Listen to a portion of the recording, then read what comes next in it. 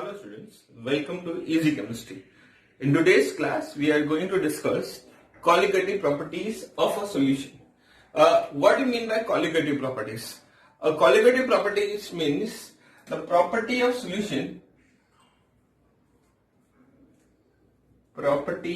of solution which depends on number of particles or molecules of solute, not on nature of solute.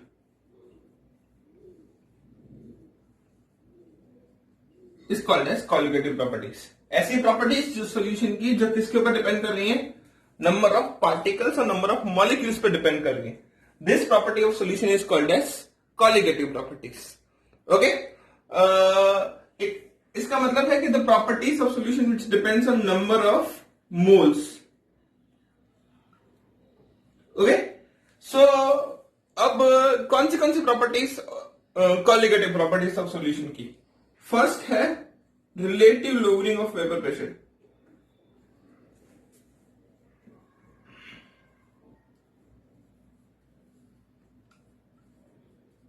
जो हम लोग class में discuss करके आए है ना, जिसका फॉर्मूला भी हम लोग पढ़ के आए ऐसा P10 माइनस PS, मतलब vapour pressure of pure solvent minus vapour pressure solution upon P10 is equal to X2.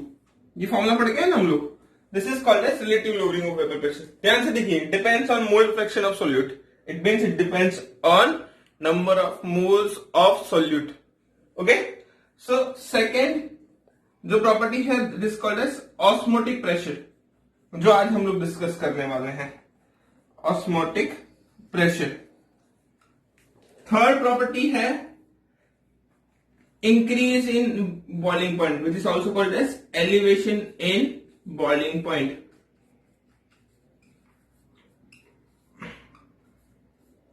Okay, and the fourth property is depression in freezing point. Depression in freezing point.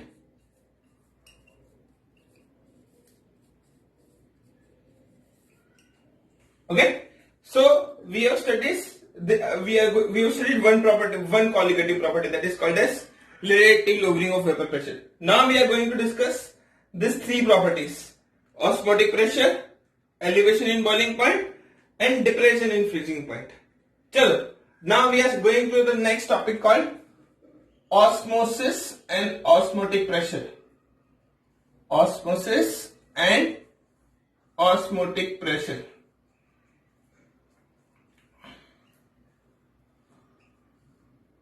So what do you mean by osmosis? What do you mean by osmosis? Osmosis, it means the process of movement of solvent from the region of low concentration to the high concentration. Low concentration से हम लोग हमेशा जब chemistry में बात करते हैं, biology में पानी की कंसेंट्रेशन मेजरमेंट करते हैं, but when we talk about chemistry always measure the concentration based on solute. जितना सॉल्यूट का सॉल्यूट ज्यादा है, कॉन्सेंट्रेशन ज्यादा है. जितना सॉल्यूट कम है, उतना कॉन्सेंट्रेशन कम है. ऑस्मोसिस में होता क्या है, इफ यू टेक बीकर और बीकर को दोनों बीकर को हम लोग सेपरेट कर देते हैं with the help of SPM. SPM का मतलब है semi permeable membrane. Semi permeable membrane किससे बनी हुई होती है? सेल्यूलोज से बनी हुई होती है. ठीक है. इस सेमी परमेबल मेम्ब्रेन की खास बात क्या होती है? It allow only to solvent to pass. ये सॉल्यूट के पार्टिकल्स को पास होने नहीं देती है. तो अगर यहां पर हम लोग सेमी परमेबल मेम्ब्रेन बीच में रख देते हैं, वन साइड भी पिक प्योर वाटर रखते हैं और अदर साइड हम लोग रख लेते हैं सॉल्ट वाटर, तो क्या हो जाएगा? बेस्ड ऑन कॉन्सेंट्रेशन अगर हम लोग क्लासिफाई करेंगे तो this region is called as low concentration region. This region is called as low concentration region, and this region is called as high concentration region. So what will happen in a process of osmosis? Pure water molecules will move from region of low concentration to the high concentration. This process is called as osmosis. The movement of water from the low concentration to the high concentration is called as osmosis. इसका एक प्यारा सा example मैं आपको बताता हूं कि if you take a beaker में बहुत बढ़िया सा हम लोगों ने वाटर ले रखा है, ठीक है नहीं, और प्योर वाटर ले रखा है, करेक्ट, और क्या करते हैं, इसके अंदर किशमिश डाल देते हैं, श्रिंक हुई किशमिश डाल देते हैं. क्या हो जाएगा? आफ्टर 30 मिनट किशमिश की साइज बढ़ जाएगी, ठीक है. आफ्टर 45 मिनट किशमिश की साइज और बढ़ जाएगी. तो ऐसा क्यों हो रहा है? Pure water is a low concentration reason, और किशमिश के अंदर, रेजिन के अंदर क्या डाला हुआ? Sugar molecules. मतलब इसके अंदर वाला जो रीजन है वो हाई कॉन्सेंट्रेशन रीजन है, वाटर वाला रीजन है वो लो कॉन्सेंट्रेशन रीजन है. The movement of water from low concentration to high concentration, water molecules अंदर की तरफ जा रहे हैं. This process is called as osmosis, ठीक है. अगर इसी, कभी कभार आपने देखा होगा कि अगर आप सॉल्ट वाटर ले लेते, वाटर ले लिया अभी आपने, सॉल्ट वाटर जिसके अंदर बहुत सारा सॉल्ट डाल दिया, पानी लिया है अंदर और सॉल्ट डाल दिया, तो अचार बनाने से पहले ना नमक वाले पानी के अंदर मैंगो को डाल देते, कच्ची केरी को डाल देते हैं. जब पूरी केरी क्या हो जाती है?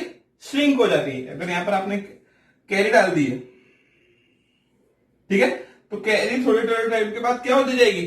श्रिंक होती जाएगी. क्यों? कि वाटर मॉलिक्यूल्स जो कैरी के अंदर प्रेजेंट है, मैंगो के अंदर प्रेजेंट है, वो सारे बाहर आ जाएंगे. मतलब वाटर मॉलिक्यूल्स क्या हो जाएंगे? सारे बाहर आ जाएंगे. फिर इस बार क्या हो गया? कैरी के अंदर वाला रीजन क्या हो जाएगा? Low concentration. बाहर सॉल्ट वाटर वाला रीजन क्या हो जाएगा? High concentration.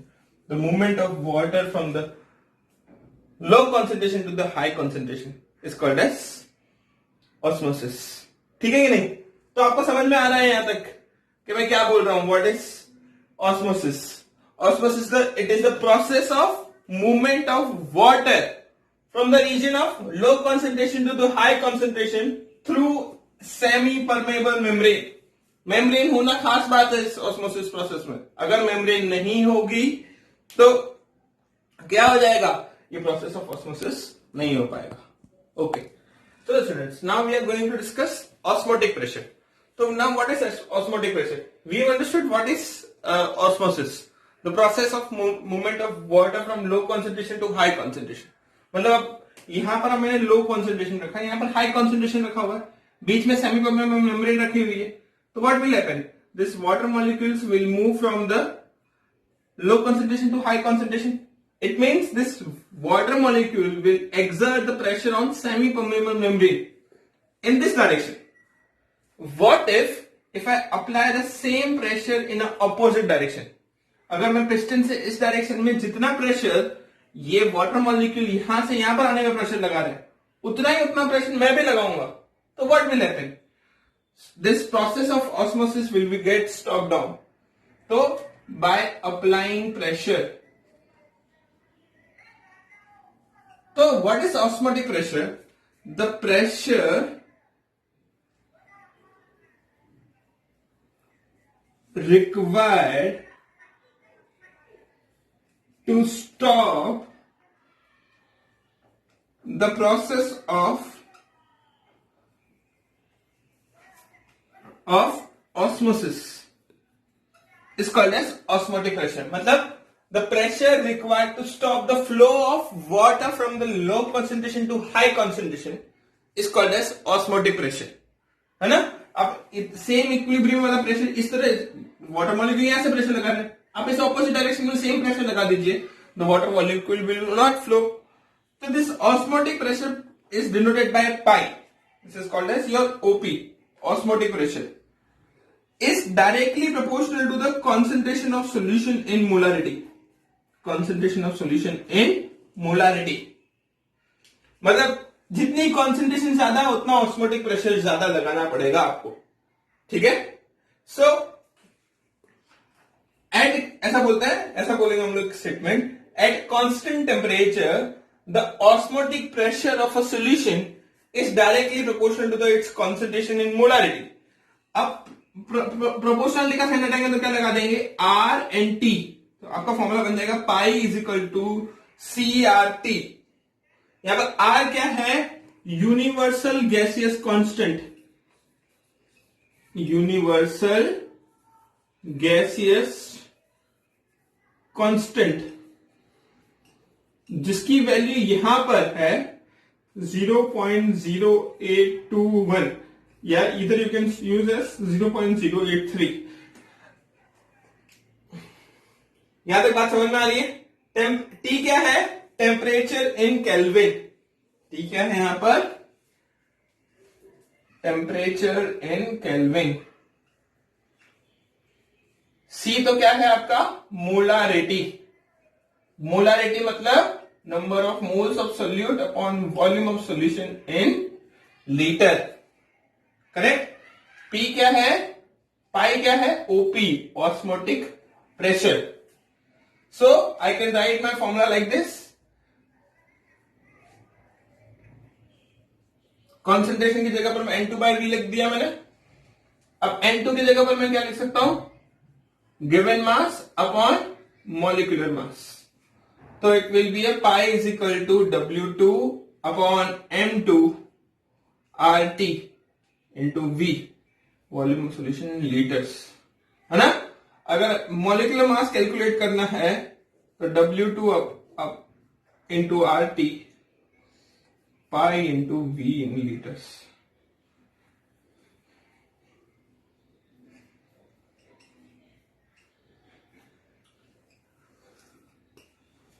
ठीक है, ये ध्यान रखना आप लोग. अब based on osmotic value of osmotic pressure and based on concentration, there is a three types of solution. One solution is called as hypotonic. क्या बोलते हैं उसको, hypotonic. Second is called as hypertonic. Hypertonic. A third solution is called as isotonic. Hypotonic it means low OP, low osmotic pressure, या तो आप बोल सकते हो लो कॉन्सेंट्रेशन. मतलब ये वाला जो रीजन है, लो कॉन्सेंट्रेशन वाला region, it is your hypotonic. Okay, so ये हाई कॉन्सेंट्रेशन वाला रीजन इज योर हाइपरटोनिक. ठीक है, मतलब यहां पर आप बोलोगे hypertonic it means high OP, high osmotic pressure. And isotonic it means same osmotic pressure, same concentration. तो सेम कॉन्सेंट्रेशन होगी तो osmosis will not take place. If there is a difference in a concentration, it means hypotonic और hypertonic solution होंगे, then only your osmotic pressure will applied, then only your osmosis process will be taking place.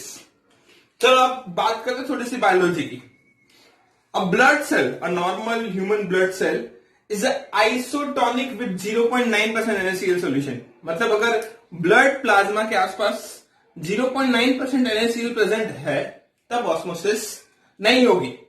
But if the same blood, अगर salt कम हो जाता है आपके blood plasma से, suppose करो 0.6% हो जाता है 0.9% की जगह पर, तो व्हाट विल हैपन, बाहर की तरफ लो कॉन्सेंट्रेशन, अंदर की तरफ हाई कॉन्सेंट्रेशन. तो water molecule always move from the low concentration to high concentration. मतलब ब्लड सेल की अंदर की तरफ 0.6% NaCl से 0.9% की तरफ ब्लड सेल के अंदर वाटर मॉलिक्यूल मूव करेंगे, ब्लड सेल स्वेल करना स्टार्ट हो जाएगा. ठीक है नहीं, this process is called as endosmosis, cell के अंदर आए. If ये जो अगर सेल बड़ा हो जाएगा, ब्लड सर्कुलेशन कम हो जाएगा, एक डिसीज क्रिएट करेगा, ब्लड प्रेशर कम हो जाएगा. व्हाट इफ अगर आप सॉल्ट ज्यादा खाते हो, ब्लड प्लाज्मा में सॉल्ट बढ़ जाता है, 1.2% NaCl हो जाता है. बात समझ रहे हो? अब ब्लड प्लाज्मा में सॉल्ट कितना है? 1.2%. ब्लड सेल के अंदर कितना है? 0.9%. तो बाहर क्या हो गया? सॉल्ट बढ़ गया है. बाहर हाइपर कॉन्सेंट्रेशन, अंदर हाइपो कॉन्सेंट्रेशन. वाटर मॉलिक्यूल्स बाहर की तरफ फ्लो करेंगे. It means blood cell shrink करेगा, ब्लड ज्यादा फ्लो करेगा, ब्लड प्रेशर बढ़ जाएगा. तो जो सॉल्ट है वो हमारी बॉडी पे बहुत इंपॉर्टेंट रोल प्ले करता है. अगर सॉल्ट का अमाउंट ब्लड प्लाज्मा में बढ़ जाएगा तो ब्लड प्रेशर बढ़ जाएगा. अगर सॉल्ट का अमाउंट ब्लड प्लाज्मा में कम हो जाएगा तो ब्लड प्रेशर कम हो जाएगा. So hope all of you understood all the terms. First term we understood, that is osmosis. Second term we understood, that is osmotic pressure. Then we understood the terms called hypotonic, hypertonic, isotonic. ठीक है नहीं? And always remember, osmosis takes place from the low concentration of solute to the high concentration of solute through semi-permeable membrane. Hope all of you understood the osmosis and osmotic pressure. Thank you very much for watching. Stay safe.